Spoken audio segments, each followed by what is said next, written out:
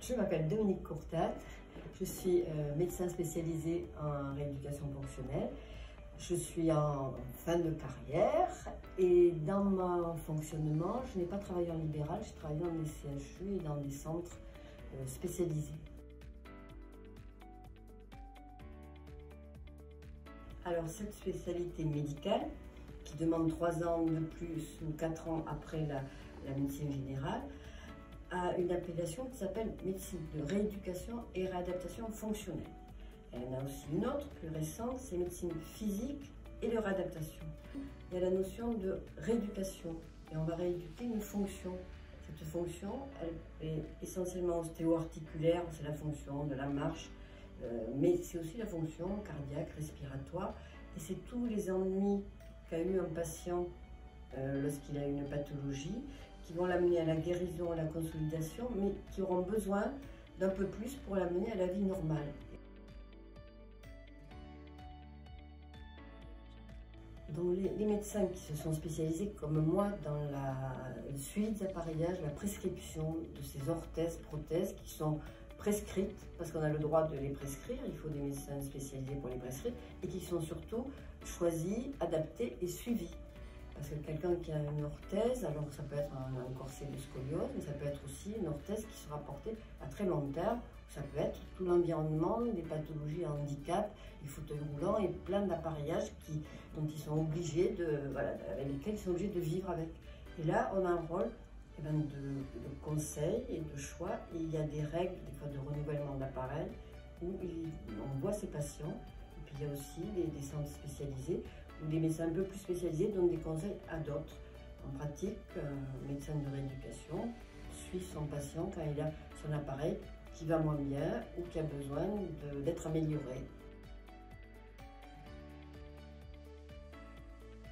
Alors, le suivi avec le patient, soit on est un médecin de soins et on va s'occuper de ce patient parce qu'il est venu nous voir, parce qu'il avait essentiellement des problèmes neuromusculaires ou articulaires, et on va s'occuper d'une faiblesse musculaire, d'une raideur, d'une articulation qui a un problème, d'une séquelle de fracture.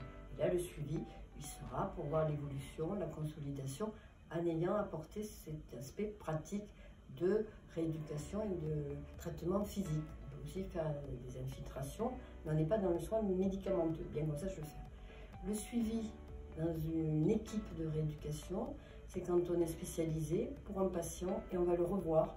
Là, on est dans le monde des patients plus chroniques et il y aura des séjours en centre de rééducation, mais aussi des consultations, bilans qui sont souvent faites tous les 6 mois idéalement, ou tous les ans, ou à la demande des patients.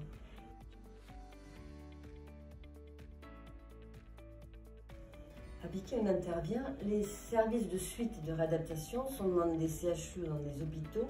Ils sont en lien avec de nombreux services. Donc on intervient avec les autres spécialités médicales. Et évidemment, la chirurgie orthopédique, les problèmes ostéo-articulaires, mais aussi la cardiologie, les problèmes respiratoires et plein de maladies neurologiques.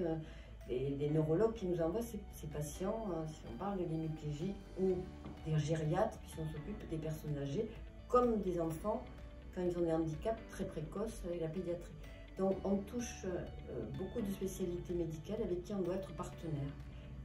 Également, on a tous ces paramédicaux parce qu'une personne ne peut pas tout faire, et dans ces centres, il y a beaucoup d'intervenants qui travaillent en pluridisciplinarité, le mot qu'on aime bien, c'est les kinés, les ergos, les psychomotriciens, les psychologues, les éducateurs, les techniciens de toutes sortes qui vont présenter par exemple des appareils, des fauteuils roulants, des orthèses et des prothèses, si on parle de mon domaine qui est plus spécialisé dans l'appareillage.